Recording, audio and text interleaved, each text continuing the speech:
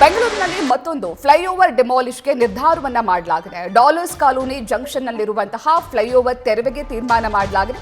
ಇದೇ ಫ್ಲೈಓವರ್ ಅನ್ನ 2018ರಲ್ಲಿ 25 ಕೋಟಿ ರೂಪಾಯಿ ವೆಚ್ಚದಲ್ಲಿ ನಿರ್ಮಾಣವನ್ನ ಮಾಡಲಾಗಿತ್ತು.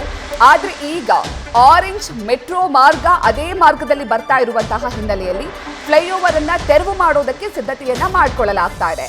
ಆರೆಂಜ್ ಲೈನ್ ಮಾರ್ಗದಲ್ಲಿ ಮೇಲ್ಸೇತುವೆ ಇರೋದ್ರಿಂದ ಆ ಮೇಲ್ಸೇತುವೆಯನ್ನ ತೆರವು ಮಾಡೋದಕ್ಕೆ ಟೆಂಡರ್ ಅನ್ನ ಕೂಡ ಕರೆಯಲಾಗಿದೆ.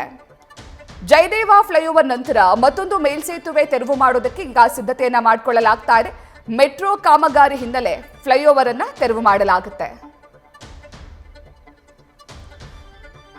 ಇವಾಗ ನಮ್ಮ ಪ್ರತಿನಿಧಿ ಭರತ್ ಕೃಷ್ಣಪ್ಪ ಪ್ರತ್ಯಕ್ಷ ವರದಿಯನ್ನ ನೀಡಿದ್ದಾರೆ, ಬನ್ನಿ ನೋಡೋಣ.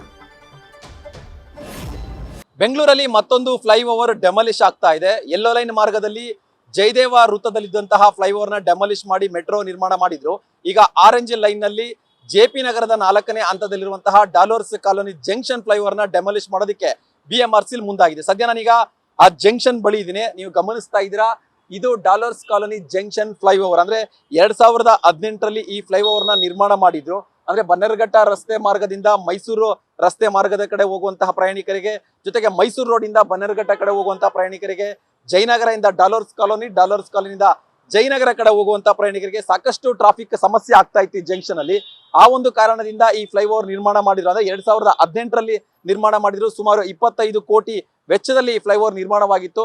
ಅಂದಾಜು 1 ಕಿಲೋಮೀಟರ್ ವ್ಯಾಪ್ತಿ ಅಂದ್ರೆ ಉದ್ದದಲ್ಲಿ ಈ ಫ್ಲೈಓವರ್ ಇದೆ.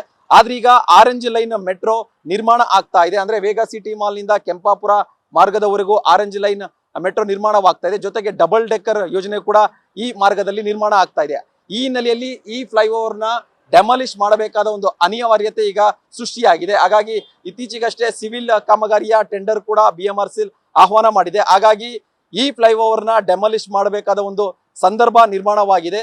ಶೀಘ್ರದಲ್ಲೇ ಈ ಫ್ಲೈಓವರ್ ಡೆಮಾಲಿಶ್ ಆಗ್ತಾ ಇದೆ. ಈ ಜಾಗದಲ್ಲಿ ಆರೆಂಜ್ ಲೈನ್ ಮೆಟ್ರೋ ಜೊತೆಗೆ ಡಬಲ್ ಡೆಕ್ಕರ್ ಕೂಡ ನಿರ್ಮಾಣವಾಗಲಿದೆ. ಕ್ಯಾಮರಾ ಪರ್ಸನ್ ಶ್ಯಾಮ್ ಜೊತೆ ಭರತ್ ಕೃಷ್ಣಪ್ಪ, ನ್ಯೂಸ್ ಫಾಸ್ಟ್, ಬೆಂಗಳೂರು.